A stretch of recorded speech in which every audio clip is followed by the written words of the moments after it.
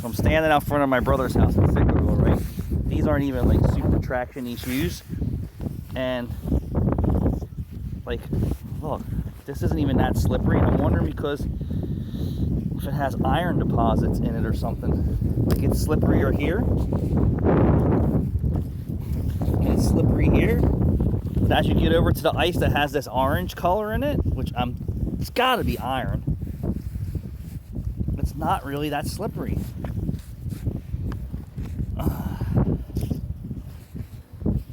Isn't that amazing? I was gonna go prospect for gold today.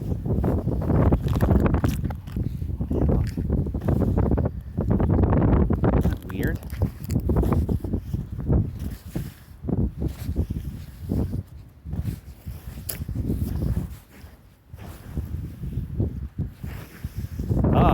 Actually, it's slippery here probably because the sun's melting on it. But up there, it really wasn't that slippery. Let's see if I can walk up the driveway without killing myself. Look at that, right up.